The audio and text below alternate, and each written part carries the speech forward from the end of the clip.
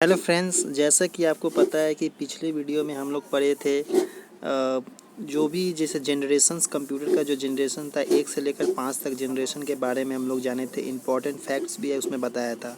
अगर उस वीडियो को नहीं देखे तो इस वीडियो को डिस्क्रिप्शन में मैं उसका लिंक दे दूंगा, आप उसे देख सकते हैं। इस वीडियो में मैं पार्ट 3 वीडियो होने वाला है। ऑपरेटिंग सिस्टम से रिलेटेड जो भी टॉपिक है, जैसे कि इनपुट है, आउटपुट डिवाइस है, उसके बारे में पूरा चर्चा करूँगा, जिसके ऊपर क्वेश्चंस एग्ज़ाम में काफ़ी बनते हैं। तो कंप्यूटर की हिंदी में बोला जाए तो कंप्यूटर की कार्य प्रणाली, जो कि एकदम शुरू से मैं आपको पूरा गाइड करूँगा। तो वीडियो को लास्ट तक देखिएगा और चैनल पर पहली बार तो चैनल को सब्सक्राइब कर लीजिएगा। चलिए शुरू करते हैं। तो यहाँ पे मैं बात करने वाला हूँ कंप्यूटर ऑपरेटिंग सिस्टम। इसमें क्या क्या है वो आप लोग ध्यान से समझिएगा, एक एक पॉइंट आपको बताता हूँ। तो जैसे कि यहाँ पे बोला है कि कंप्यूटर की कार्य प्रणाली के 3 घटकों में बांटा जा सकता है। यानी कंप्यूटर का जो कार्य करने की तरीका है उसे हम लोग 3 प्रकार में ऑपरेटिंग सिस्टम को बांटेंगे। फर्स्ट पॉइंट देखा जाए तो इनपुट डिवाइस है, जो कि इनपुट डिवाइस आपको पता होना चाहिए कौन कौन सा है, उसे आगे मैं बताऊंगा। उसके बाद यहाँ पे सेकंड है सेंट्रल प्रोसेसिंग यूनिट यानी सीपीयू का क्या क्या काम है। उसके बाद है कंप्यूटर स्मृति यानी कंप्यूटर मेमोरी। तो कंप्यूटर मेमोरी जो है इसमें क्या क्या काम होता है वो भी आपको बताने वाला हूँ। तो चलिए फर्स्ट में तो आपको इनपुट डिवाइस वगैरह के बारे में आपको पूरा नॉलेज दे देता हूँ। जैसे कि यहाँ पे देख सकते हैं, यहाँ पे इनपुट डिवाइस में क्या बोला गया है, तो यह विद्युत यांत्रिक उपकरण है। ये विद्युत यांत्रिक उपकरण है जो डेटा तथा अनुदेशों को स्वीकार करके उन्हें कंप्यूटर के प्रयोग के योग्य बनाता है। ये कंप्यूटर के मस्तिष्क को निर्देश देता है। जो सीपीयू जो है कंप्यूटर के इनपुट डिवाइस, जो सीपीयू जो होता है उसे सीपीयू कहते हैं। जो सीपीयू हम लोग का इनपुट डिवाइस है। अगर आपसे एग्ज़ाम में पूछ लिया जाए कि सीपीयू क्या है, तो सीपीयू एक इनपुट डिवाइस है, ठीक है। उसके बाद लास्ट में यहाँ पे देखा जाए तो उदाहरण बहुत सारा है इनपुट डिवाइस का, जैसे कि कीबोर्ड है। तो इनपुट मतलब समझे, जैसे कि एक कंप्यूटर है, कंप्यूटर के सामने कीबोर्ड रहता है, कीबोर्ड की जगह पे माउस रहता है। तो हम लोग कीबोर्ड में जो भी टाइप करते हैं वो कंप्यूटर में यहाँ पे लिखाता है, शो होता है। तो हम लोग क्या इनपुट दे रहे हैं, जैसे कि बाहर की तरफ, बाहर में हम लोग किसी चीज़ को कंट्रोल कर रहे हैं तो अंदर की तरफ हम लोग को इनपुट, उसमें कंप्यूटर में इनपुट मिल रहा है, अंदर की तरफ कुछ सिस्टम जनरेट हो रहा है जिसके वजह से हम लोग को दिख रहा है। अगर वो जो दिख रहा है वो हम लोग का जैसे स्क्रीन होगा, वो हो जाएगा आपका आउटपुट। यानी हम लोग का कौन कौन सा इनपुट डिवाइस है, तो यहाँ पे कीबोर्ड हो गया, माउस हो गया, जॉयस्टिक्स हो गया। जॉयस्टिक्स क्या है, जब गेम वगैरह खेलते हैं तो उसमें जॉयस्टिक्स लगा रहता है, उसे जॉयस्टिक। ट्रैक बॉल हो गया जो गेम का पार्ट्स होता है। उसके बाद है लाइट पेन हो गया। टच स्क्रीन जैसे कि बहुत सारा जो लैपटॉप होता है जो हम लोग टच वगैरह करके यूज़ करते हैं। बड़ा बड़ा जो सुपरसोनिक कंप्यूटर होता है वो टच से काम करता है। उसके बाद डिजिटल कैमरा हो गया। उसके बाद स्कैनर हो गया। उसके बाद बारकोड हो गया। और भी एग्जांपल है, आगे मैं दिखाता हूँ आपको। तो और एग्जांपल देखें तो यहाँ पे इनपुट का जैसे कि रीडर हो गया, OMR हो गया, OCR हो गया, MICR हो गया, ATM हो गया। तो और ATM का फुल फॉर्म क्या है, ऑटोमेटिक टेलर मशीन हो गया। ये सब का फुल फॉर्म भी आपसे पूछा जाता है, जो मैं आपको बाद में लास्ट में जब टॉपिक आएगा फुल फॉर्म का, उस समय मैं फुल फॉर्म आपको करवाऊंगा कि OMR का फुल फॉर्म क्या है, OCR का फुल फॉर्म क्या है, MICR का फुल फॉर्म क्या है और ATM का फुल फॉर्म क्या है। इसके अलावा और भी फुल फॉर्म है जो कि मैं एक ही वीडियो में आपको कवर कर दूँगा। उसके बाद यहाँ पे नेक्स्ट है कि सेंट्रल प्रोसेसिंग यूनिट जो सीपीयू। नेक्स्ट पॉइंट है सीपीयू। सेंट्रल प्रोसेसिंग यूनिट के 3 भाग होते हैं। अब से सीपीयू में भी 3 भाग होते हैं। एक होता है एएलयू, यानी एएलयू का फुल फॉर्म क्या होता है, अरिथमेटिक लॉजिक यूनिट। उसमें सेकेंड पॉइंट होता है मेमोरी और थर्ड पॉइंट होता है कंट्रोल यूनिट। तो इसमें भी आप देखें तो यहाँ पे कुछ डायग्राम के तरीका से यहाँ पे बताया गया है कि किस तरह फंक्शन कार्य करता है। जैसे कि यहाँ पे आप देख सकते हैं कि अगर हम लोग आउटपुट यहाँ पे देते हैं तो यहाँ पे कंट्रोल यूनिट सीपीयू से क्या जाता है, अरिथमेटिक लॉजिक यूनिट और मेन यूनिट, और ये आपस में अरिथमेटिक एएलयू और मेन मेमोरी ट्रांसफ़र होता है। और इनपुट यहाँ पे देते हैं तो इस तरह होता है, मतलब दोनों आपस में कनेक्टेड है और सेकेंडरी स्टोरेज यहाँ पे है।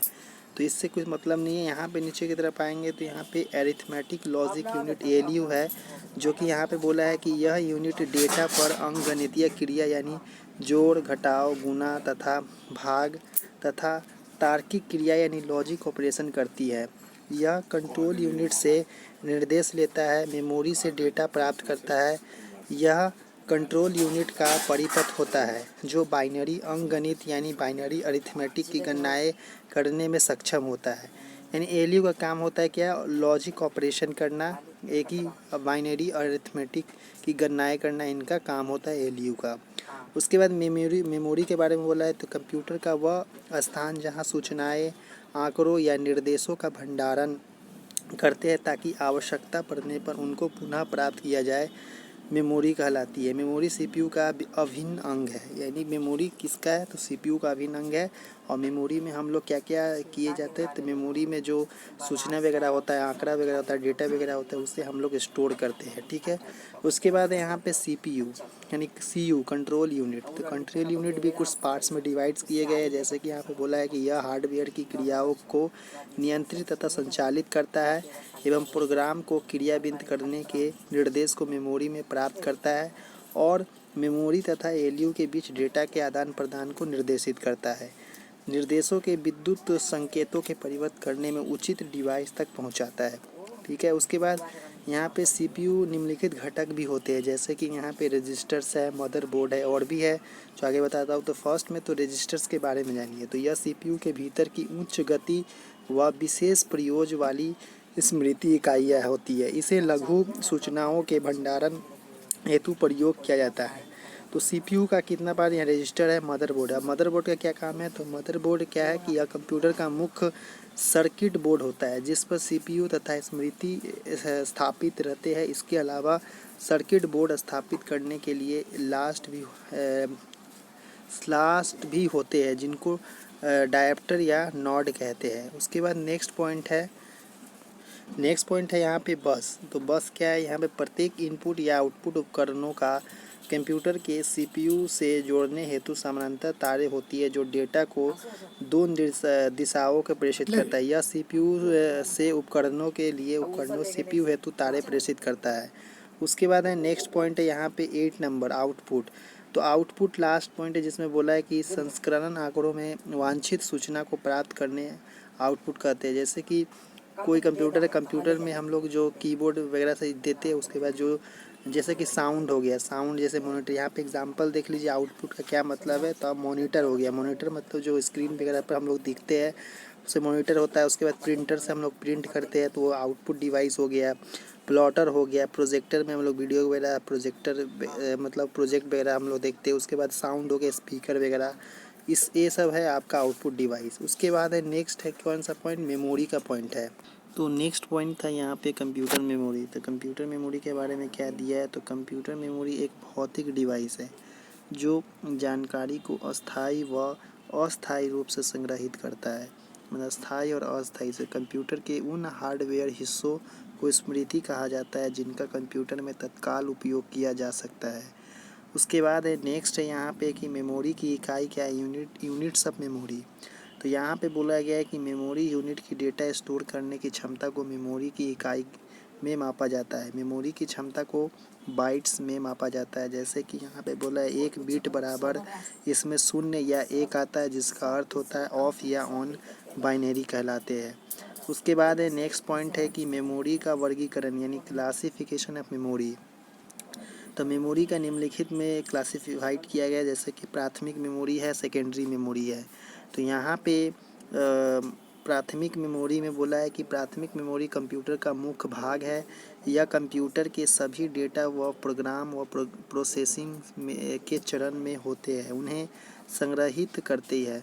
वह वोलाटाइल मेमोरी है जो प्रोग्राम को कार्यान्वित यानी एग्जीक्यूट करने में सहायता करती है। सीपीयू सीधे तौर पर प्राथमिक मेमोरी से डेटा प्राप्त कर उसे प्रोसेस करता है। यह मेमोरी विभिन्न प्रकार की सिलिकॉन चिप से बनती है। तो कौन सा चिप से, सिलिकॉन चिप से ये बनती है, विभिन्न प्रकार के सिलिकॉन चिप से। उसके बाद है द्वितीय मेमोरी। तो प्राथमिक मेमोरी अस्थायी यानी वोलेटाइल मेमोरी होती है, परंतु द्वितीय मेमोरी अस्थायी मेमोरी होती है जो डेटा को अस्थायी रूप से परमानेंटली संचित करती है। इसे अस्थायी यानी परमानेंट मेमोरी भी कहते हैं।